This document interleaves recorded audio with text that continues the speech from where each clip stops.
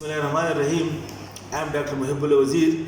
Now we are discussing the pleura, and this is the second lecture of pleura. And we discussed the parietal pleura. Now we come to the visceral pleura. You look over here. The lung is closely covered by this thin membrane. Look, this thin membrane. Make it close.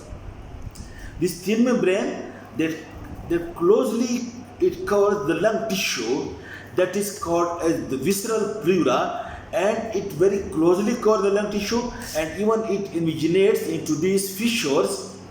In these fissures, where look, it originates into these fissures as well, which divide the lung into different areas. Okay, so this thin layer of the pleura, which is called as the visceral pleura, it closely covers the lung tissue and is in contact with the lung tissue, and it also enters into these fissures between the lungs, and then this visceral pleura is then being reflected when it reaches over here from this side, and from this side, and then from this side. It is being reflected from the medial side along the lung root structure is the parietal pleura, which then spreads out over on the inner surface of the thoracic cavity. So this thin membrane which covers this lung tissue closely, of course, but note the point that the visceral and parietal pleura are continuous with one another. Note this point. Look, I told you that one. This is the lung tissue. The visceral and parietal pleura are continuous with one another. You can see like this. It comes from over here and then reflected like this and then come. So these two layers are continuous with one another. Okay. All right. Now, the parietal pleura, it lines the inner surface of the thoracic cavity. That is the inner surface of the ribs, called as costal pleura, the upper surface of the diaphragm, which is called as diaphragmatic pleura, and on the medial surface of the lung, which is called as mediastinal pleura. The mediastinal pleura may get fused with this pericardium. Now the nerve supply of the parietal pleura is from the somatic nerves. That is the nerve which supplies the thoracic wall. And this costal pleura that lies over here, it is being supplied by branches of intercostal nerve. And this pleura over the diaphragm, it is being supplied by phrenic nerve. And the pleura on the medial surface, mediastinal surface, that is also being supplied by the phrenic nerve. So the mediastinal pleura and the diaphragmatic pleura, it is supplied by branches of phrenic nerve, while the costal pleura is being supplied by branches of the intercostal nerve. And these are somatic nerves. These somatic nerves are the pain sensitive, and pain must be localized like the pain of the skin. So that's why when there is disease of the pleura in this costal region, then you will feel the pain in this costal area, in this thoracic wall. But when there is disease over the diaphragmatic pleura or mediastinal pleura, because it is being supplied by the phrenic nerve, the root value of which is C3 and C4, that's why the pain of the diaphragmatic pleura and mediastinal pleura would be felt over here at the root of the neck or at the top of the shoulder because of the root value of this phrenic nerve.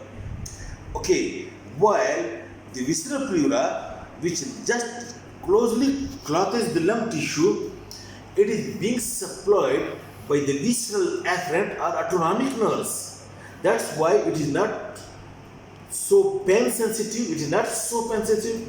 And secondly, the pain localization is not so specific as it is done by the somatic nerve. So this visceral pleura is not sensitive to pain of normal touch, while the parietal pleura is as sensitive as the skin. That's why while you are doing when you want to put a needle into the thoracic cavity, you first anesthetize the parietal pleura. Okay. Now what happens? I told you that in normal condition, this parietal and visceral pleura, they are in close contact with one another because over here is the lung tissue. And you can see, look, the visceral pleura covers the lung tissue, while the parietal pleura, it lies the inner surface of the thoracic cavity. So this visceral and parietal pleura in close contact with one another, only having a thin phlegm of fluid. But if there is a disease of the pleura, and as a disease condition, infection or inflammation, more fluid accumulates, more fluid are being secreted by these mesothelial cells, then these fluids start accumulating between the visceral and parietal layer. And what happens? That a lot of fluid is being accumulated between the visceral and parietal layer, and the visceral and parietal layer are being separated from one another by this fluid, and that we call as pleural effusion. And this pleural effusion, if it is because of simple fluid, then it is being called as pleural effusion, or it is being called as hydrothorax. It is fluid. When it is blood between the two parietal layers, then it is called as the blood accumulates between the two visceral and parietal layer, or it may be a pus. If pus accumulates, then we will call it as pyothorax. And if the blood accumulates because of trauma or any other reason between the two visceral parietal layer, then we call it as hemothorax.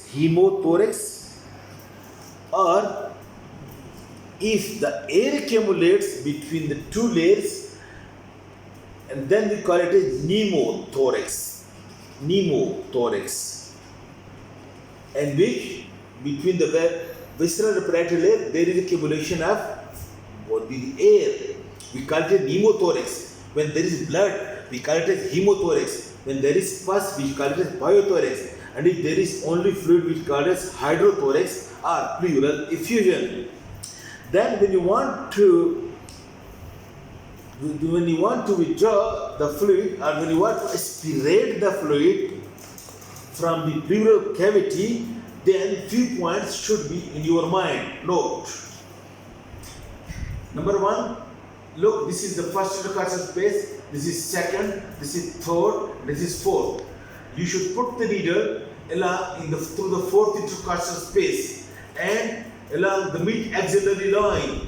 Along the mid-axillary line, you put the needle through the fourth intercostal space to aspirate the fluid. And then note that because along the lower border of each rib runs the intercostal nerves and arteries, that's why you put the needle or the aspiration tube along the upper border of each rib. Don't go along the lower border, because over here are lying the intercostal vessels and nerves. The collateral branches of intercostal vessels nerve also lies over here, but these are small enough that you can sacrifice if they are damaged, but you cannot sacrifice these.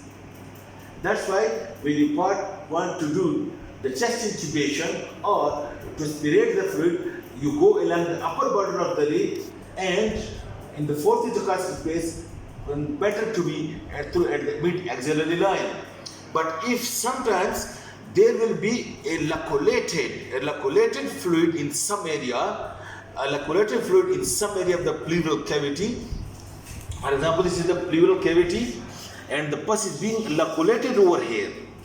That's why in those conditions, when the fluid is being laculated in that area, then you will take the help of the radiologist, that through CT imaging or through the ultrasound, he should tell you the space at this part, that at this point you have to put the needle into it.